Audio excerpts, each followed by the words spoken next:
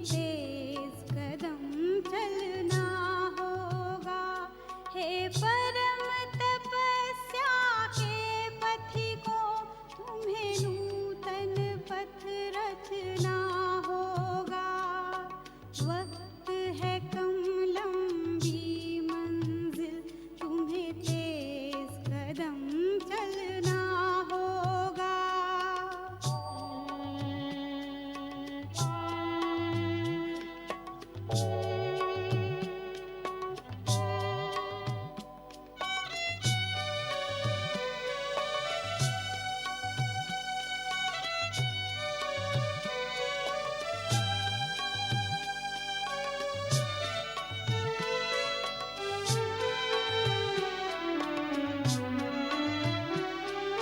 जीवन के इस समरांगन में विजयी बनना आसान नहीं है साध्य, किंतु कुछ पल होंगे जिनका पहले से ज्ञान नहीं।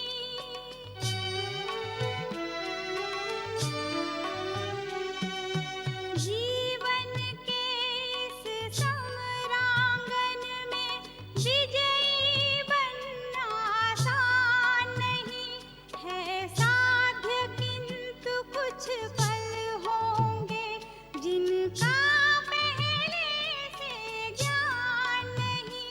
अनजान क्षितिज के कोने में बितान नया बुनना होगा। हे परम तपस्या के पथिकों, तुम्हें नूतन पथ रचना होगा। वक्त है कम लंबी मंजिल, तुम्हें तेज कदम चलना होगा।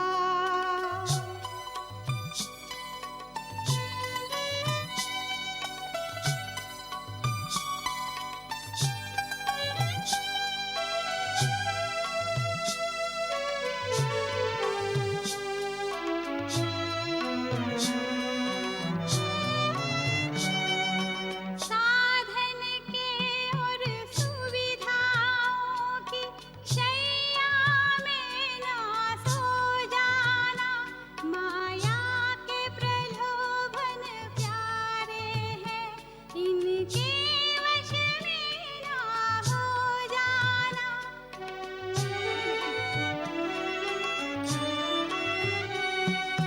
साधन के और सुविधाओं की शैया में ना सो जाना।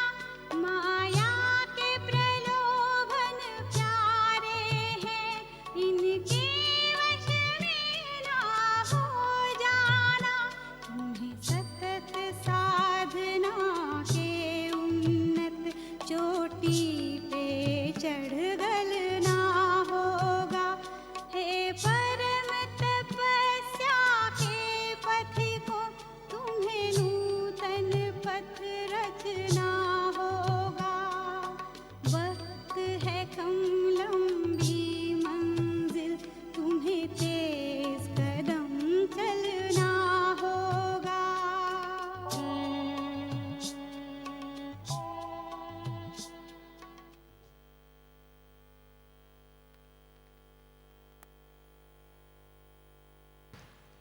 ओम शांति। ओम शांति। ओम शांति। ऊंचे ते ऊंच बाप की गोद में सदा लवलीन रहने वाले, ऊंचे ते ऊंच स्थान परमधाम की यात्रा करने वाले, ऊंची ते ऊंचे शिक्षा, संसार में इससे बढ़िया शिक्षा कोई हो नहीं सकता है। सामान्य मानव को देव मानव बनाने का शिक्षा बाबा हम बच्चों को दिया है। दुनिया में कितने भी सिद्ध प्रसिद्ध यूनिवर्सिटी भी इतनी ऊंची शिक्षा नहीं दे सकता है। ऐसी शिक्षा स्वयं शिक्षक बन करके बाबा ने हमको शिक्षा भी दिया और स्वयं बाप बन करके हम बच्चों को वर्षा दे रहे हैं, स्वयं सद्गुरु बन करके हमको मार्गदर्शन कर रहे हैं। ऐसे सदा बाबा की लव में लीन रहने वाले लवलीन आत्माओं को प्रातःकालीन प्रणाम। ओम शांति, नमस्ते।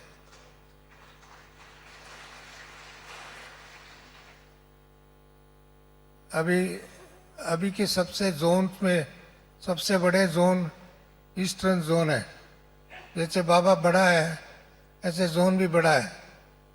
सेवा बाबा का महत्वपूर्ण सेवा है, ऐसे आप सबका भी सेवा भी अति महत्वपूर्ण है। सबसे बड़ा यादगार भी ईस्ट में होता है, क्योंकि सबसे बड़ा ब्रह्मपुत्र नदी ईस्ट में है और सबसे बड़ा लंबे नदी भारत में गंगा नदी है, वो भी बंगाल में जाकर के बे ऑफ बंगाल में समावेश हो जाते सागर में नदी भी। ऐसे आप सभी बाबा के गोद में समावेश हो जाना चाहिए। कोई भी देहाभिमान की दुनिया अपनी तरफ आकर्षित ना करे, वो आकर्षित करना ही मना। हमको कोई ना कोई कमजोरी इनविटेशन देना उसको। इसके लिए इस समय में हम पुरुषार्थ में, बाबा कहते केवल तीव्र पुरुषार्थ नहीं। बाबा मम्मा कब कहते थे, बाबा ने मम्मा एक बार रियलाइज किया इसी बात का, उसको उसी स्वरूप का धारण करना, कमजोरी को नहीं, कमी को नहीं, दूसरों के कमी को नहीं। बाबा ने अपने महानतम का अनुभव कराया। अनुभव करते हुए दादी मम्मा मातेश्वरी जगदम्बा माँ सरस्वती ने उसको अपने जीवन में उतार के बाप समान 1965 में ही बाबा समान बन गए, अव्यक्त हुए और बाप समान बन करके सूक्ष्म रूप में उपस्थित होकर के आज भी हम सबको प्रेरणा दे रहे हैं। उसकी हम लोग वर्जिन्स है, उनकी सुपुत्र है, सुपुत्रिया है, बाबा मम्मा की विशेष करके साकार में भी। इसके लिए ईस्टर्न जोन बना, सबको ईस्ट अर्थात ईश्वर को दर्शाने वाले, सूर्य को दर्शाने वाले अर्थात ज्ञान का दर्शाने वाले, अर्थात सबको रोशनी देने वाले, क्योंकि ईस्ट से ही सूर्योदय होता है। ऐसे आप सभी कौन है? रोशनी देने वाले, प्रकाश देने वाले, शक्ति देने वाले, वरदान देने वाले और होपलेस दुनिया को होप करने वाले। ऐसा है ना? कौन कौन ऐसा समझते? हाथ खड़ा करें। थोड़े लोग हाथ खड़ा करते हैं, सबको कुछ संकेत है, संकोच है, माने हिम्मत नहीं है, वह अनुभव कमी है। वह इनका अनुभव कमी का क्या कारण हो सकता है? भाई लोग कौन कौन समझते हैं इस दुनिया को होपलेस दुनिया में होप करने वाले, कमजोर दुनिया की शक्तिशाली बनाने वाले, भारत को भारत गुरु बनाने में बनाएंगे? अच्छा सोच रहे। आज की मुरली का ही बाबा का महावाक्य, वरदान, शिक्षा और सभी याद करो तो सदा बाबा के अंदर याद करना कठिन होना चाहिए और याद करना सहज होना चाहिए। जिसको सहज समझते बाबा को याद करना, वो हाथ खड़ा करें। वाह वाह, जोर से ताली बजाओ। क्यों? दुनिया में अच्छी चीज को याद करना सहज होना चाहिए। बुरी चीज को, कमजोर चीज को, दुखदायी चीज को, पाप और निंदा में डुबोने वाली चीज को भूलना चाहिए। कई बार आजकल कलयुग क्या हुआ, कलयुग कैसे बना? हमने कमजोर चीज को याद करते गए, कमजोर चीज को अपना बनाते गए, कमजोर चीज को कल्चर में अडॉप्ट कर दिया। हमारा संस्कृति है, हमारा परंपरा है, हमारा इतिहास है, इसको जोड़ करके कमजोरी को, पाप को अपने साथ में जोड़ दिया। उसी कारण उसको सहज समझते हैं, परंतु वो सहज नहीं है, वो कठिन चीज है, कमजोर चीज है, पाप की चीज है, दुखदायी चीज है। ऐसे दुखदायी दुनिया को हम लोगों ने अपने बनाया, परंतु अभी बाबा सुखदाई, शांतिमय और हाईएस्ट ऑफ द हाईएस्ट बाबा ने हम बच्चों को इतने बड़े हाईएस्ट परमधाम से इधर आता है पढ़ाने के लिए। परमधाम हमारा इतना ऊंचे थे ऊंचे धाम है, 5 ऊंचे तो ऊंचे धाम याद करना। बाबा कहते हैं एक आंख में मुक्ति, एक आंख में जीवन मुक्ति। आपको देखते ही मुक्ति धाम याद आवे, परमधाम याद आए, बाबा याद आए, वर्षा याद आए, शक्ति याद आए, नया दुनिया याद आए, ऐसी याद दिलाने वाले आत्मा हम बनना चाहिए।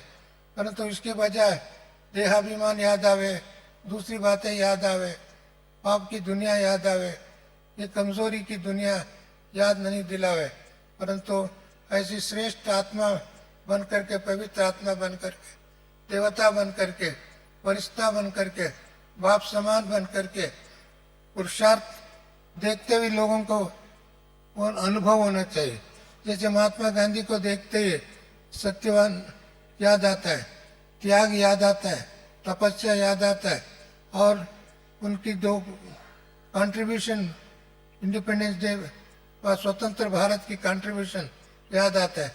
ऐसे बाप को नाम उच्चारण करते ही सारे विश्व के पिता, सारे विश्व के कल्याण करने वाले, विश्व को मुक्ति देने वाले, विश्व में नया दुनिया स्थापित करने वाले याद सहज होना चाहिए, कठिन होना चाहिए? हाँ, सहज होना चाहिए ना। इसके लिए याद करना हमारा सहज होता है, स्पेशली इस समय में। अभी तो सारी दुनिया का एक तरफ है, बाबा एक तरफ है। बाबा मुक्ति धाम में ले जाना चाहता है दुनिया, इस दुनिया में और भी स्थापना की कार्य करना चाहता है, और भी बसाना चाहता है, और भी विस्तार करना चाहता है।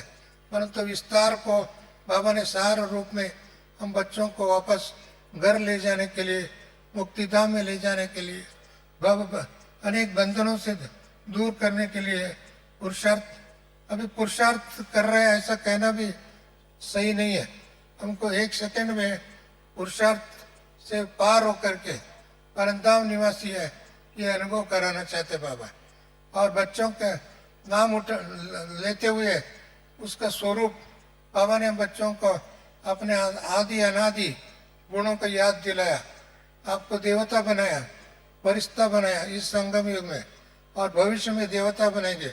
वो दोनों गुण दिखाई देना चाहिए, तब तो लोगों को आकर्षित होगा, तब तो लोगों को विश्वास होगा, तब तो लोगों को खुद में आपके प्रति भी विश्वास होगा, साथ साथ में बाप के प्रति भी विश्वास होगा। उसके सिवाय हम किसी दूसरी तरफ आकर्षित करें उसका कोई फायदा नहीं, समय वेस्ट है। इसके लिए बाबा कहते हैं समय बहुत कम है। अचानक अचानक अचानक बाबा ने बहुत बार अनेक मुरली में रिपीट किया, अभी दुनिया में उसका वातावरण दिखाई दे रहा है। अचानक कुछ भी हो सकता है, बहुत बातों में उथल पथल हो सकता है। इसके लिए ब्राह्मणों में भी अचानक पुरुषार्थ हम करेंगे ऐसा नहीं है, अचानक नहीं, सिद्धि स्वरूप। वास्तव में बाबा ने कहा आपकी वाणी में वरदान का अनुभूति कर रहे हैं, दृष्टि में नया सृष्टि का अनुभव होना चाहिए, संकल्प में सिद्धि का अनुभव होना चाहिए, और नवीनता, इन सभी बातों में नवीनता अनुभव होना चाहिए। पुरानी दुनिया भूलना चाहिए। देखने ऐसे अनुभव कराने के लिए बाबा ने हम बच्चों को बहुत नई बातें सुनाए। ऐसी नई बातों का याद दिलाना हमारा कर्तव्य है। नवीन जीवन जीने की कला, दुनिया में ब्रह्म कुमारी जीवन माना एक नया जीवन है, नया आंदोलन है, नया क्रांतिकारी जीवन है। ऐसी क्रांतिकारी कौन सी क्रांति है? दुनिया में हिंसा करने का क्रांति नहीं है, शांति का क्रांति, पवित्रता का क्रांति, सद्भावना की क्रांति। ऐसी सद्भावना एक एक आत्मा को, इतनी आत्मा तपस्या करेंगे उसका वायुमंडल में कितनी वातावरण बनेगा, शुद्धिकरण होगा, पवित्रीकरण होगा, पावन होगा, पूज्य बनेगा। इतना अनुभूति करने के लिए अभी बाबा ने ईश्वरी परिवार को इतनी विस्तार किया। जब हम लोगों ने आया ज्ञान में, एक ही एक सेंटर साउथ इंडिया में था, अभी तो गांव गांव में हो रहा है। तो परसों हमने देखा हमारा देश की राष्ट्रपति मैडम उधर लखनऊ में आए थे, गवर्नर भी थे, मुख्यमंत्री भी जी आए थे।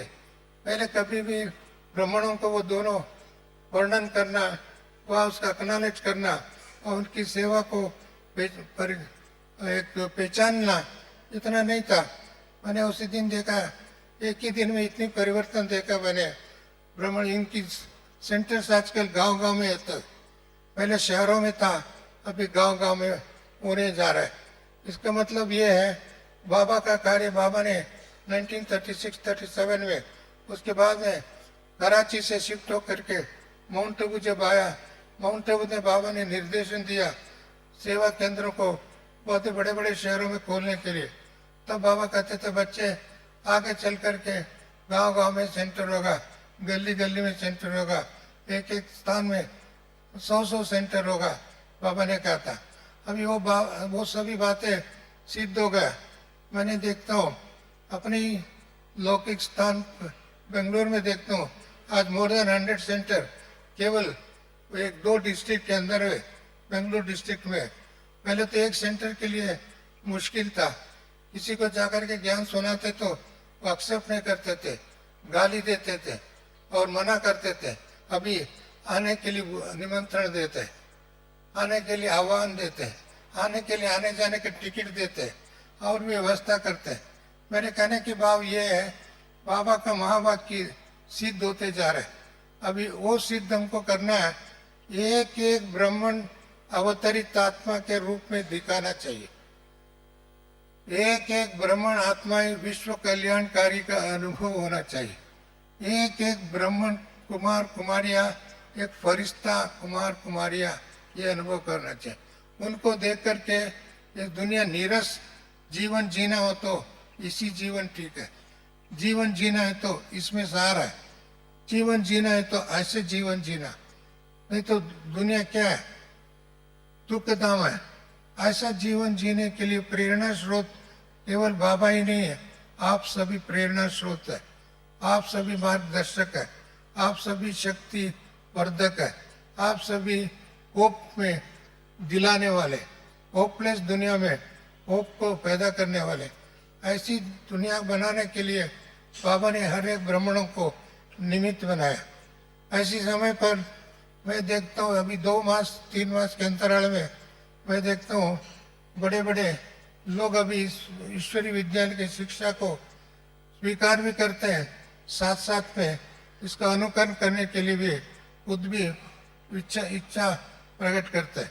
मेरे अपने अनुभव में मैं देखता हूँ इसी 2 मास के अंतराल में इस देश के यशस्वी प्रधानमंत्री जी भी आकर के बोले, भैया इतना भव्य भवन बना है। मैंने कहा था सर आप सबकी ब्लेसिंग से। नहीं, मैं ब्लेसिंग देने के लिए नहीं आया हूँ, ब्लेसिंग लेने के लिए आया हूँ। कितनी बड़ी बात है। भले उसकी नम्रता है, उनकी सच्चता है, परंतु उनके अंदर विनम्रता इतनी साथ में कहते हैं मैं गेस्ट बन करके नहीं आया हूँ, मैं आपका बन करके आया हूँ, आपका परिवार का बन के आया हूँ। ये कितनी बड़ी बात है। उनके अंदर ये रियलाइजेशन, ये अंडरस्टैंडिंग, ये ताकत किसने दिया? बाबा ने दिया। साथ साथ में उन्होंने ये कहा मैं देश के विदेशों में भ्रमण करता रहता हूँ, मैं एयरपोर्ट में देखो परिवार के भाई बहने मिलता है, जहाँ लेक्चर देने के लिए और मीटिंग में जाता हूँ वहाँ भी लोग ग्रीटिंग देने के लिए आते हैं, और भी अन्य स्थान पर मैं मिलता है विदेशों में भी। इससे यह सिद्ध होता है आपकी ताकत कितनी है, आपकी कल्चरल इम्पैक्ट कितनी है, आपकी भारत की महिमा कितनी है। आप लोगों ने एक ब्रांड एम्बेसडर के रूप में काम कर रहे हो, इस बात को उन्होंने स्वीकार किया। ये तो ये अच्छी बात है। ऐसे ही देखा जाए अभी भले थाली बजाओ, हमारे लिए नहीं, प्राइम मिनिस्टर के लिए। अभी देश की यशस्वी प्रधानमंत्री इस बात को स्वीकार किया। उससे पूर्व में आप सबको मालूम है वर्तमान समय का द्रौपदी मुर्मू जी इस देश का राष्ट्रपति मैडम है। उन्हें हर मास में लगभग 1 सरकारी कार्य के हिसाब से किसी स्टेट में जाता है तो ब्राह्मणों का परिवार से मिलती है। वो कोई प्रोग्राम में अटेंड करते हैं, उसको उद्घाटन करते हैं, राष्ट्रपति आना मना सारी प्रोटोकॉल, सारी स्टेट की मशीनरी लग जाता है। इससे ये सिद्ध होता है, बाबा ने एक बार कहा था, जब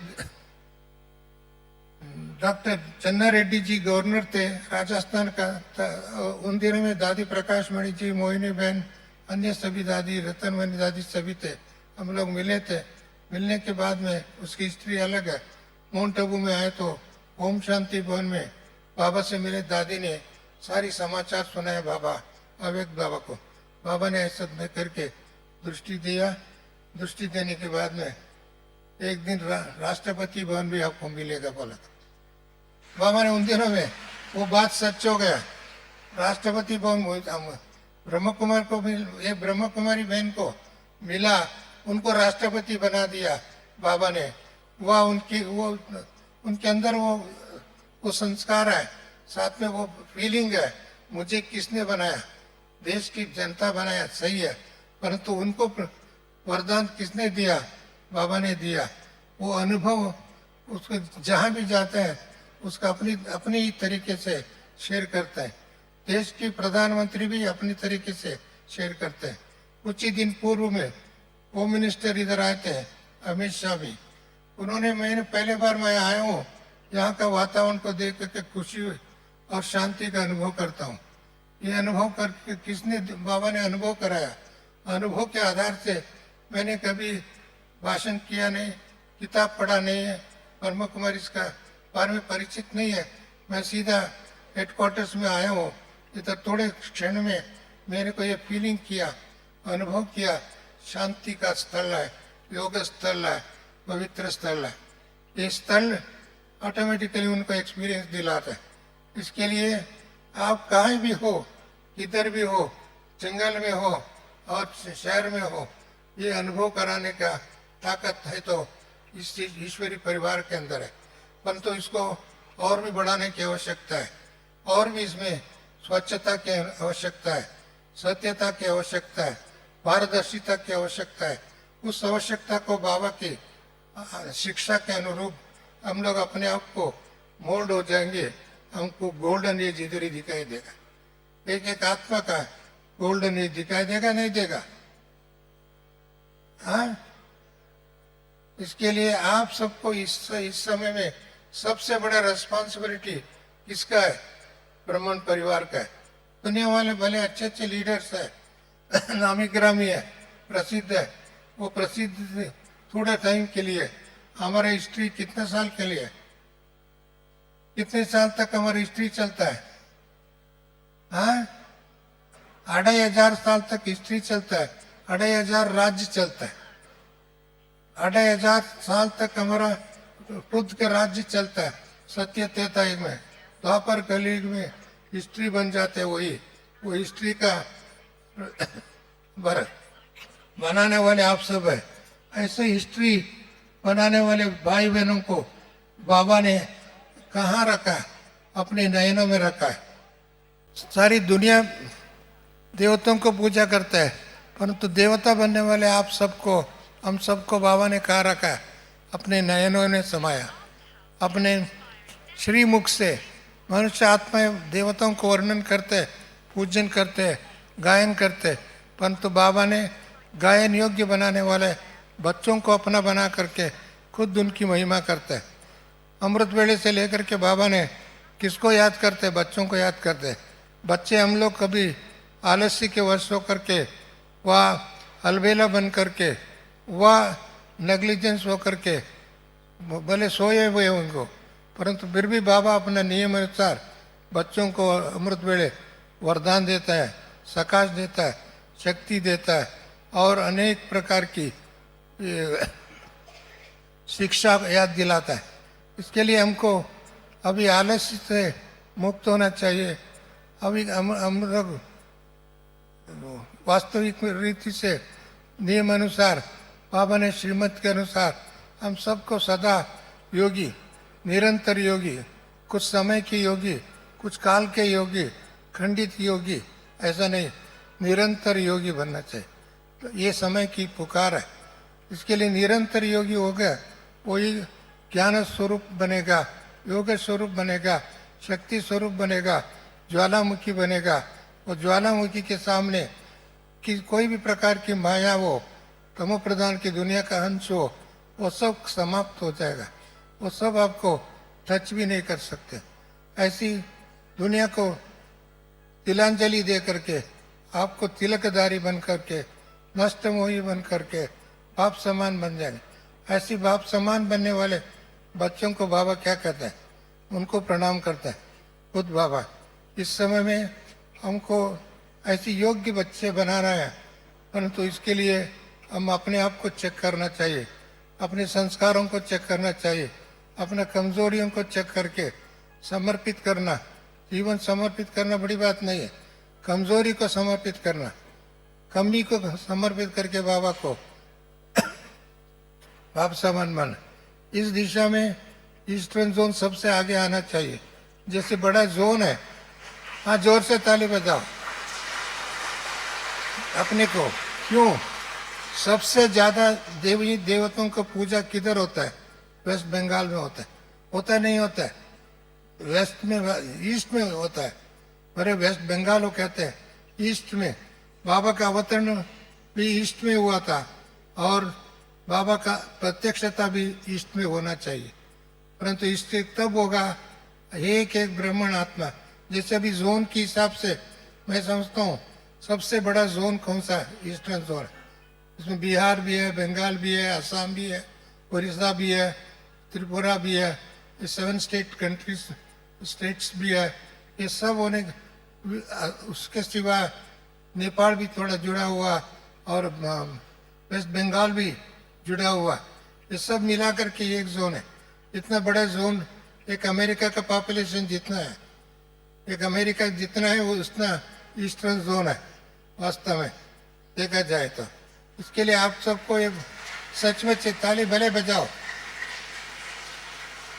इतनी जोन संख्या के हिसाब से मात्र नहीं है, सेवा के हिसाब से, देवताओं के हिसाब से, पूज्यता के हिसाब से, पवित्रता के हिसाब से, प्रत्यक्षता के हिसाब से ईस्टर्न जोन नंबर 1 बनना चाहिए। इसके लिए आप सभी आए हैं मधुबन में, डायमंड हॉल में उपस्थित है। डायमंड हॉल अर्थात क्या है? डायमंड, बेदाग हीरा, बेदाग diamond, ever shining diamond, ever valuable diamond. ऐसे डायमंड आत्मा बनेंगे डायमंड हॉल में आकर के। बाबा ने कहा था this is a spiritual airport. बाबा ने कहा था सभी एयरपोर्ट है, परंतु ये कौन सा एयरपोर्ट है?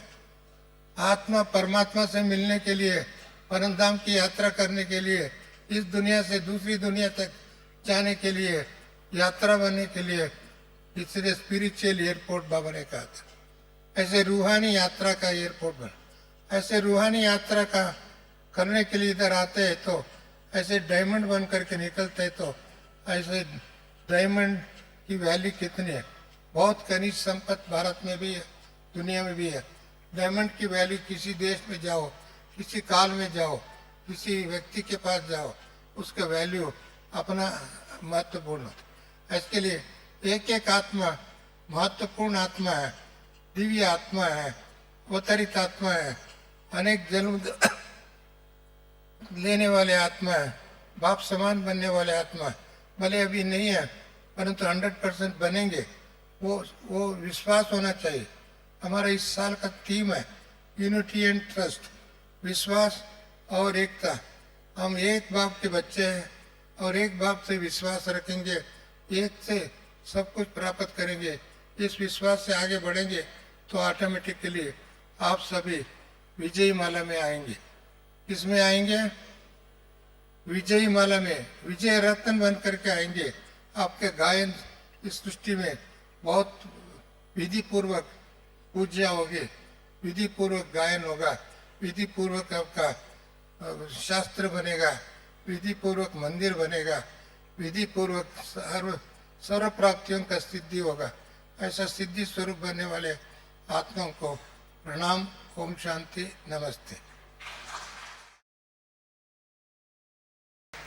मैं वीरेंद्र भाई जी को रिक्वेस्ट करता हूँ आप आइए, भाई साहब कुछ अपना शेयर कीजिए। आप बाबा के अनन्य रतन है। वीरेंद्र भाई जी है, पहले चीफ कमिश्नर, अभी चीफ कमिश्नर ऑफ आरटीआई का है वेस्ट बंगाल। इससे पूर्व में DGP director general of police रह चुके हैं। बाबा के इतनी पोस्ट में रहते हुए डेली एक दिन भी मुरली मिस नहीं करते। इतनी बड़ी विशेषता आपका, आपके परिवार के साथ आए हुए बहन जी भी इधर ही उपस्थित है। मैं रिक्वेस्ट करता हूँ आपका अनुभव भी शेयर करें। ओम शांति। शरीर का नाम वीरेंद्र है, जैसे भाई साहब ने बताया, और ड्रामा अनुसार मुझे वेस्ट वीरेंद्र बंगाल। गुप्ता जी भी है ना? हाँ, वीरेंद्र गुप्ता है, लेकिन मैं लिखता नाम सिर्फ वीरेंद्र हूँ। अच्छा है। हरियाणा में ऐसा था आर्य समाज के अंदर कि एक ही नाम रखा जाए, तो हमारे फादर ने एक ही नाम रखा, वीरेंद्र। और ड्रामा अनुसार मैं डीजीपी रहा वेस्ट बंगाल का, और आजकल चीफ इंफॉर्मेशन कमिश्नर हूँ। आरटीआई आप लोगों ने सुना होगा, उसी का काम देखते हैं।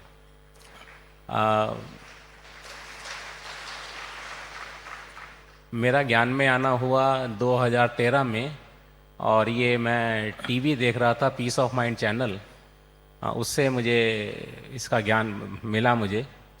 और फिर मैंने टीवी फॉलो किया 1.5 साल तक, और उस 1.5 साल के दौरान मैंने जो है नॉन वेज खाता था वो छोड़ दिया। फिर सवेरे अमृत वेला करने लगा।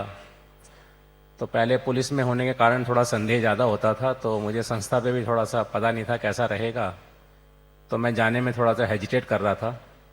और फिर बाद में 1-1.5 साल के बाद शायद बाबा ने ही शक्ति दी, और फिर मैं 1.5 साल के बाद एल्गिन रोड कलकत्ता में, फिर मैं वहाँ जा कर के मैंने योग करना शुरू किया। और इससे पहले इसमें एक इंटरेस्टिंग पॉइंट ये है कि मैं 2013 में जुड़ा और 2015 से सेंटर जाने लगा।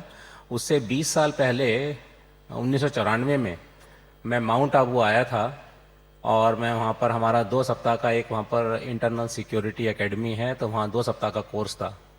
तो उनका जो अच्छा संबंध था ब्रह्मा कुमारी जी के साथ, तो हमें वहाँ घुमाने ले गए। हम दादी प्रकाश मणि से मिले उन दिनों। तब तो इतना समझ में नहीं आया था, लेकिन अब मैं जब अवलोकन करता हूँ, पुरानी बात सोचता हूँ, तब मैं सोचता हूँ कितना भाग्यशाली हूँ कि दादी प्रकाश मणि से मिले थे उस समय। अच्छा, तो उन्होंने फिर पूछा कि भाई अब योग करेंगे, तो हमने कहा हाँ करेंगे। तो हम 2-3 अफसर जो है, वो जो ओम शांति आपने देखा है, ओम शांति भवन की जो सीढ़ियाँ हैं, जो फोटो दिखाते हैं, बड़ी मशहूर सीढ़ियाँ दिखती हैं वो, तो उसकी वो जो बीच में लैंडिंग है, वहाँ पर बैठ के उन्होंने एक सिस्टर को दिया, और उन्होंने हमें 7 दिन कोर्स करने के लिए कहा।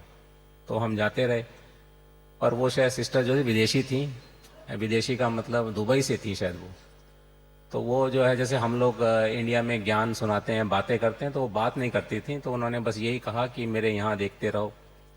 और किसी तरह से ऐसा कुछ भाग्य का वो हुआ कि, या ड्रामा अनुसार कहिए कि मुझे 7 दिन कुछ समझ में नहीं आया, और 7 दिन मैं वहाँ पर जो है माउंट आबू हेडक्वार्टर में शांति वन में बैठ कर के मैं ओम शांति भवन में बैठ के सीखता भी रहा, लेकिन कुछ समझ में नहीं आया। और 7 दिन के बाद हम लोग चले गए, और उसके 20 साल के बाद बाबा ने खुद ही पकड़ लिया, और टीवी से समझ में आया मुझे। और उसके बाद तो फिर ये एल्गिन रोड पर कानन बहन जी इंचार्ज हैं वहाँ, तो उन्होंने ही जो है फिर उसके बाद उनकी पालना रही हर तरह से, और बहुत अच्छे एक्सपीरियंस, जैसे आप सभी को, प्रत्येक को, भाई बहन को एक्सपीरियंस होंगे, तो मुझे भी बहुत अच्छे एक्सपीरियंस हुए हर तरह का जो है। जब से मैं ज्ञान में आया, उसके मैं 5 साल के बाद मुझे डीजीपी बनने का मौका मिला, तो उसमें मुझे बहुत फ़ायदा हुआ। वो काम जो है बहुत जिम्मेदारी का था। एक तो मुझे सबसे बड़ा उसमें ये रहा कि जब मैं डीजीपी बना, तो मेरा ये नहीं था कि मैं सबको सुपरवाइज कर रहा हूँ। मैं ये सोचता था कि ये जो 2 लाख की फोर्स है, तो ये मेरा काम है स्टेट को ठीक रखना, और ये लोग मेरी सहायता कर रहे हैं, ना कि ये सोचना कि ये लोग अपना काम कर रहे हैं और मैं इन्हें सुपरवाइज कर रहा हूँ। तो इससे क्या था, मैं हमेशा ग्रेटफुल रहता था उनको, मतलब हमेशा अच्छा फील करता था कि भाई मेरी हेल्प कर रहे हैं। कोई कमी का कमजोरी अगर है, तो वो मैं सोचता था कि ये मेरे ही भाग्य के कारण कोई होगा, मेरा ही कोई पिछला वो होगा, इसलिए ऐसा हुआ है, और ये तो जो ऑफिसर है बहुत अच्छी कोशिश कर रहा है। तो इससे क्या हुआ, मेरे संबंध बड़े अच्छे रहे, और मैंने सभी को हमेशा एंकरेज किया। किसी कमी अगर छोटी मोटी हो भी गई तो ठीक है, बाबा तो हमेशा साथ थी। कभी मुझे वहाँ पर रात को 2 बजे फ़ोन आ गया सोते वक्त कि यहाँ कुछ गड़बड़ है किसी इलाके में, तो हो ही जाता है, इतना बड़ा स्टेट है, 10 करोड़ की पॉपुलेशन है। तो मैं कलकत्ता कैपिटल कलकत्ता है, तो मैं वहाँ पर मैं जाग रहा हूँ, मैं कोऑर्डिनेट कर रहा हूँ। और वहाँ से ऑफकोर्स डिस्ट्रिक्ट में जहाँ पर या कमिश्नरेट में जहाँ प्रॉब्लम है, तो कमिश्नर और एसपी और उनकी फोर्स काम कर रही है। तो मुझे कभी ये दुख नहीं होता था, ये ज्ञान के कारण ये मेरी समझ में आया कि भाई मैं रात को जो काम कर रहा हूँ तो मैं तो अपने लिए कर रहा हूँ, बाबा मुझे भाग्य बनाने का मौका दे रहे हैं, इतने लोगों की मैं शांति के लिए काम कर रहा हूँ। ये नहीं कि मेरी नींद खराब हो गई है, क्या डिस्टर्ब कर दिया, नो। तो ये बड़ा फायदा रहा, इससे इस एटीट्यूड जो चेंज हुआ, इससे बहुत फायदा होता है। एटीट्यूड चेंज का सिर्फ यही नहीं कि व्यावसायिक रूप से या प्रोफेशनल उसमें फ़ायदा हुआ, आपको अपने परिवार से बच्चों को डील करने में और परिवार में भी सब जगह हर संबंध में फ़ायदा होता है आपको। आप जो है बच्चों को जो है, जैसे हम लोग सोचते हैं कई बार अपनी बात बताई बच्चों को, हम पेरेंट्स हैं, बतानी ही होती है, मगर ये नहीं कि जो बता दिया तो वो उन पर जोर दें कि वो माने। अब तो यहाँ समझ में आता है ज्ञान में हमें कि जो हम बता रहे हैं वो बच्चों के समझ के अनुसार है। हमारा समझाना ठीक है, उसे समझ में आ रहा है, लेकिन काम वो होगा जो ड्रामा अनुसार है। तो इसलिए आप जो हैं जल्दी एडजस्ट कर लेते हैं, नाराज नहीं होते और फिर से जो है शांत बने रहते हैं। इससे घर का जो वातावरण है वो ज़्यादा अच्छा बनता है आपको। तो ये बड़ा फायदे का रहता है। इससे कई तरह के परिवर्तन आए, जैसे कि वो कहते हैं ना, आपके अंदर के डर चले जाते हैं, क्रोध चला जाता है। तो मुझे क्रोध का भी काफ़ी आता था, ऐसा नहीं है कि अभी ख़त्म हो गया है, अभी भी आता है, मगर उसकी जो है फ्रीक्वेंसी, इंटेंसिटी कम हो गया। हाँ, इंटेंसिटी कम हो गया है, ड्यूरेशन कम हो गया है। और क्रोध के बाद जो पश्चाताप होता है अब वो कम हो गया है। इसका मतलब ये नहीं मैं एरोगेंट हो गया हूँ कि नहीं नहीं मैंने कर लिया वो तो ड्रामा अनुसार, ये नहीं। ये मुझे मालूम है जो मैंने किया है गलत किया है, ये अब वापस आएगा, लेकिन अब फर्क है, अब बाबा मेरे साथ है। और दूसरा, मैं दोबारा से संकल्प को रिपीट करता हूँ मन में कि मैं शांत स्वरूप हूँ। तो धीरे धीरे धीरे धीरे धीरे धीरे हमेशा ही पॉजिटिव परिवर्तन आ रहा है। एक बात और बताने की है, एक घटना मैं आपसे और शेयर करूंगा इससे पहले कि एक बार मुझे प्लेन में जाने का मौका मिला, तो उसमें कुछ ऐसा घटना कर्म हुआ कि उसमें जो है आग लग गई। और आग लगी और वो जो है अब कुछ खास करने का था नहीं उसके अंदर, उस टाइम टेक ऑफ कर रहा था।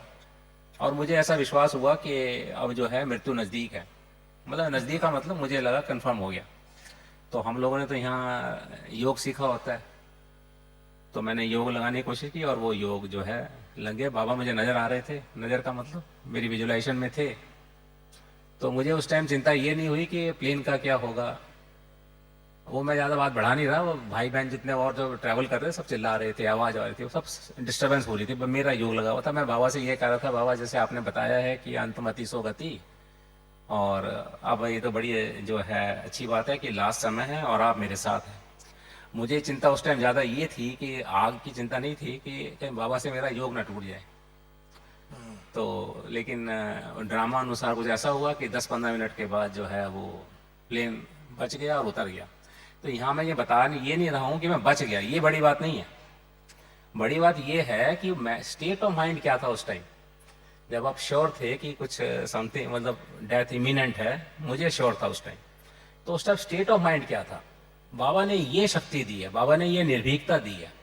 ये जो है पुलिस में होने से या किसी मतलब मैं वैसा नहीं था पहले, पर ये ज्ञान में आने से ये फर्क आया है। और सबसे बड़ी बात ये है, तो जो भाई बहन देखो, एक के कारण योग से सारी लोगों को जीवन पुनर्जल मिल गया। बाबा कहते बच्चे आप सबको योगदान दो तो ऑटोमेटिकली उनको ताकत मिलेगा। आपका योग दूसरों को भी सेव करेगा। इसके लिए क्लासिकल एग्जाम्पल है, आग लगा हुआ परंतु प्लेन उड़ रहे हैं, वो खुद बाबा के योग में बैठे हैं, बाबा बाबा कह रहे हैं। देखो, बाबा भी सेव किया, इनको भी सेव किया, सारी प्लेन में रहने वालों को सेव किया। That is the wonder of the meditation yoga. तो जो भाई बहन ये नए आए हैं, वैसे तो आप लोगों को ही पता होगा, पर मैं मेरे का एक्सपीरियंस ये है, एक्सपीरियंस क्या यही सत्य भी है कि आप जो हैं अपने मुरली और योग का बड़ा ध्यान रखें। और मुरली और योग में सबसे ज़्यादा इम्पोर्टेंट है योग। हम कहीं ऐसा ना करें, आजकल मैं देखता हूँ कई बार भाई बहनों को, शुरू में मैंने भी वैसे ये किया कि हम लोग बहुत यूट्यूब सुनते हैं बहुत ज़्यादा, क्योंकि वो सुनना आसान होता है, उसमें हमारे मन को कुछ मेहनत नहीं करनी पड़ती ना। मन और बुद्धि को मेहनत करनी पड़ती है जब हम योग लगाते हैं, और जब हम लोग यूट्यूब पे सुनते हैं तो मेहनत नहीं करनी पड़ती, वो आसान लगता है और हमारे लिए समझना भी आसान होता है। मगर ज्ञान जो है वो पूरा नहीं है, मतलब ज्ञान का मतलब सिर्फ सुन लेने से ज्ञान का वो काम नहीं चलेगा, इसका नाम है राजयोग। तो हमें योग सबसे इम्पोर्टेंट है, योग में कमी ना हो जाए, आप योग पर ज़्यादा जोर दें। तो मेरा सभी भाई बहनों से यही अनुरोध है जो स्पेशली नए हैं, वो किसी तरह से ऐसा ना हो कि सर सोचें कि हमने ज्ञान सुन लिया है, ज्ञान समझ लिया है, ये काफ़ी है। नहीं, बाबा भी कहते हैं कि आपको बाबा से जुड़ना है, योग का मतलब जुड़ना है। तो सबसे इम्पोर्टेंट है जुड़ना, सबसे इम्पोर्टेंट है बाबा, और बाबा से जुड़ना ही हमारे लिए इम्पोर्टेंट है, चाहे किसी भी बहाने कैसे भी हम जुड़ें उनसे। तो मैं मृत्युंजय भाई का बहुत आभारी हूँ कि उन्होंने मुझे आप सबसे आज बात करने का मौका दिया है, अपना एक्सपीरियंस शेयर करने का। Thank you very much. ओम शांति। आरटीआई में क्या आपके लिए पूछ रहे? आरटीआई एक्ट आपको पता होगा आप लोगों को, वो होता है कि आप सरकार ने राइट टू इंफॉर्मेशन, सरकार ने सभी को अधिकार दिया है, प्रत्येक नागरिक को, कि आप सरकार से किसी भी बात के बारे में उनसे कोई इन्फॉर्मेशन या सूचना ले सकते हैं। तो आप जो पूछ रहे हैं कि मेरा उसमें क्या कंट्रीब्यूशन रहा, तो इसमें भी मेरा बाबा ने बहुत हेल्प की है। जो है एक तो यहाँ पर भी जो है मैं इसमें सिंपल है, आर्बिट्रेशन का काम होता है, एक तरफ सरकारी अफसर होते हैं और एक तरफ जो है नागरिक होता है। वो कहता है कि मुझे इन्फॉर्मेशन मैंने मांगी थी, इन्होंने दी नहीं, तो सरकारी अफसर कहता है कि भाई कुछ कारण है कर नहीं दे सकते, या मैंने जो इन्फॉर्मेशन दी है इतना ही देना संभव है, ज़्यादा नहीं। तो मैं ये डिसाइड करते हैं हम उसके अंदर कि ये ठीक है या नहीं। तो ये तो है ही, पर साथ में पहले क्या था, जब शुरू में मैं 3 साल पहले मैंने शुरू किया काम, तो मैं उसमें मैंने कहा गुस्सा आ जाता, चिड़चिड़ाहट हो जाती है, तो आर्गूमेंट ज़्यादा होती थी उसमें कई बार। तो मुझे भी उसमें फिर मैं भी इन्वॉल्व हो जाता उसके अंदर, साक्षी दृष्टा नहीं रह पाते थे। तो धीरे धीरे मुझे रियलाइजेशन हुआ कि मैं जो है ये फैसले कर तो रहा हूँ, लेकिन मैं बाद में अपना जो है कंट्रोल खो रहा हूँ, और इससे मुझे बाद में अजीब सा लगने लगा कि हैवीपन लगता था, खुशी नहीं होती थी। तो फिर बाबा की बात याद आई कि हर चीज़ में मुझे खुश रहना है, कि ये देखना है कि मैं समझाऊँ इनको, लेकिन ऐसा ना हो कि मैं अपने ऊपर बहुत ज़्यादा दायित्व ले लूँ। तो मैंने फिर वही सोचा कि मैं जो है ये फैसला करते वक्त शांत रहूं और समझाऊं उनको जितना समझ सकता है, और अपनी आवाज़ ना मेरी तेज़ हो जाए, ये कि मैं कोशिश करता हूं। और ताकि ये है कि बाद में मेरा फैसला तो वही रहना है हमेशा, चाहे मैं धीरे बोलूं या तेज़ बोलूं।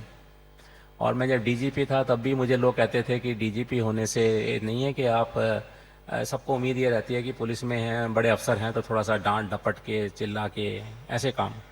पर मैंने देखा जितना बाबा ने जैसे बताया है शांति से, आप वहाँ पर डीजीपी भी हैं, पुलिस में भी हैं, लेकिन जितना शांति से बोलते हैं आपकी बात का उतना ही वेटेज ज़्यादा है। ऐसा नहीं चिल्लाना है, आपको डांटना है, किसी को आपसे घबराएं लोग नहीं। आप जितना आराम से रहेंगे तो वो फ़ायदा। तो मैंने आरटीआई में भी फिर वही कोशिश की, और धीरे धीरे मैंने अपने को शांत किया कि अगर लोग तो जैसे वो जो ड्रामानुसार वो तो जैसे मर्जी बोलेगा ही, वो तो इरिटेट करेगा ही, लेकिन मुझे शांत रहना है और अपनी बात जो मुझे कहनी है मुझे कह दी मैंने, वही फैसला है। तो इसके अंदर भी बहुत अच्छा रहा, और आरटीआई का एक्सपीरियंस जो है बहुत अच्छा रहा है। और लेकिन उसके लिए भी जो मेन जो है, ये मैं बाबा का ही आभारी हूँ कि बाबा ही ने हर समय गाइड किया है मुझे।